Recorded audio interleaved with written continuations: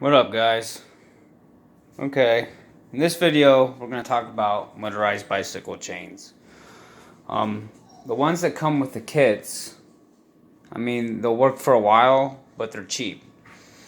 You know how they break constantly, and then you buy a new one, might last a couple months and it still breaks again. If you look in this box, these are all broken chains that I had. I kept on having to buy them, whatever. So I got online and I looked up what is a good replacement chain for a motorized bicycle. And a lot of people, they told me to get the number 41 chain. I mean, you can get it at Tractor Supply. They're cheap. So I did that. Well, what happened was my front sprocket, engine sprocket, the tooths broke off because if you see the gap in the chain, it's a lot wider than the 415. See how much wider it is? 415, 41. Yeah, it sharpened the sprocket in the front. So I replaced it. And I also noticed my back rear sprocket was starting to sharpen too. So I replaced it, kept going, and then I had teeth break off on my rear sprocket, so I replaced it, kept going. Then it stripped out my front sprocket again. So I was done with it. I went back to the normal bicycle chain. Well, a couple months later, that chain broke again, and I couldn't figure out why.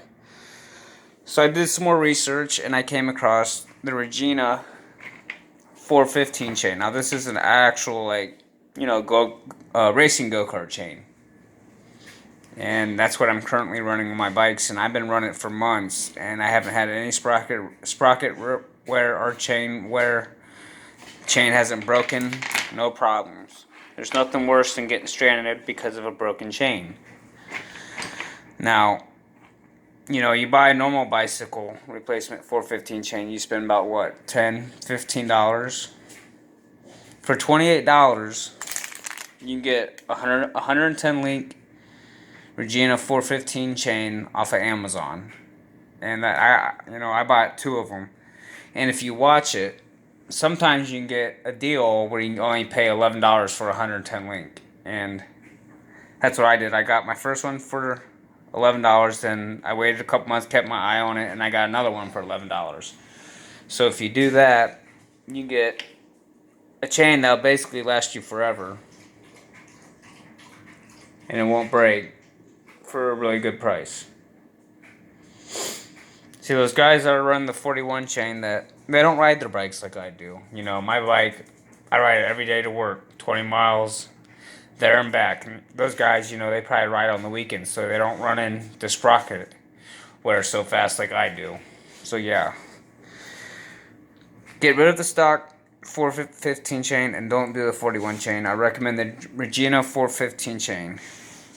But I mean, there's other chains you get. Just anything name brand that's from a good company, not the Chinese knockoff stuff, name brand stuff. But yeah, I hope this video helps you, because look how many chains I went through, and I've been doing this for about 3 years.